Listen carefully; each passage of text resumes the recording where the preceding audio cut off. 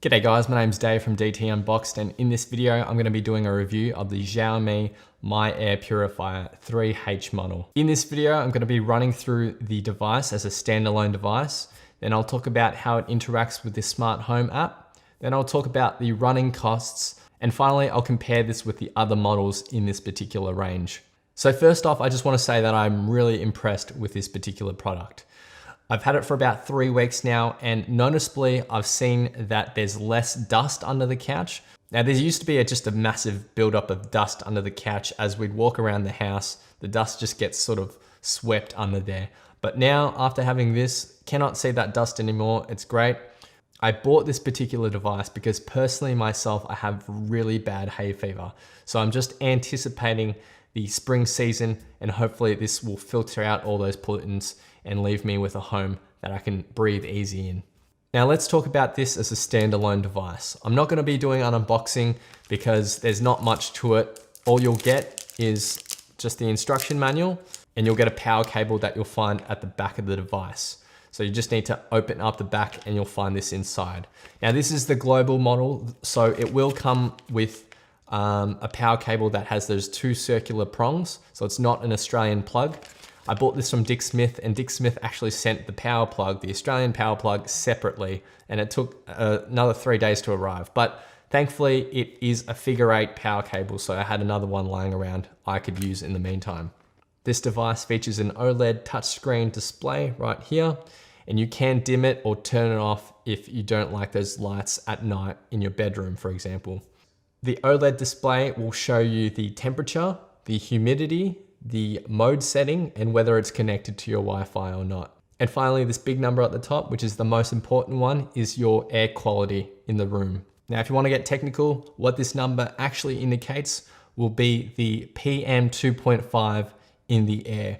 PM 2.5 refers to the tiny particles or droplets in the air that are less than 2.5 microns in size. So these are very small particles, and you'll generally find them in smoke or polluted air. The reason why these particles are so bad for you is because they're so small, they can get stuck in your lungs and cause a lot of breathing and respiratory problems. Right now the number's sitting at 3, so that means that there's 3 micrograms of PM 2.5 particles per cubic meter right now in this air. Now that's a good thing because that's clean air quality.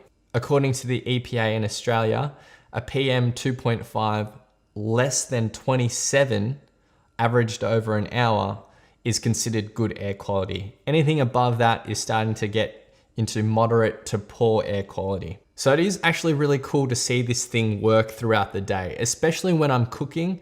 I'll notice that this number goes up. And then over the next sort of 10 to 15 minute period, it slowly will go down as it filters out all those oils and smoke in the air from my cooking. So certainly I've already seen a difference having this particular device in our open space living area that features the kitchen as well. Onto the touchscreen display, there's one touch button right here that will turn on the device if it's currently off. But as you touch that button, it will cycle through the different modes as well. Right now we have it set at auto. So I run it at auto basically 24 hours a day. This thing is super quiet. You barely can hear it. So that's auto. As we move on, we get sleep mode. So that's if you really want an even more powered down mode as you sleep. Then we go into more manual modes. So that's low fan setting, that's medium, and that's high. And you can sort of hear how that fan is really working now. Then finally we have our favorite setting, and then back to auto. So you'd only really use those manual settings, I guess, if there was something burning in your house or you're cooking something really smoky and you really just wanted to quickly filter that air. But generally speaking, I have it on auto. When I'm cooking something, it'll detect that and it'll just start powering up and really trying to get those pollutants out. In terms of the filter, it's a class 13 HEPA filter, which means that it will trap particles as small as 0.3 microns in size, which is tiny.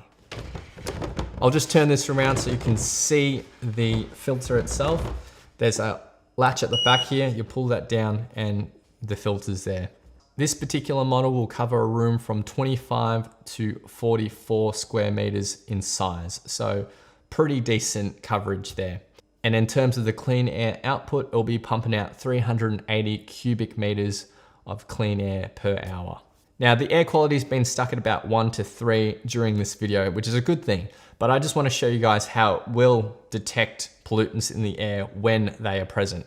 So I'm just going to light a match, I'm going to blow the smoke into it, and you'll see this quickly start to rise, but also you might be able to hear the fan really start working to filter out all those pollutants.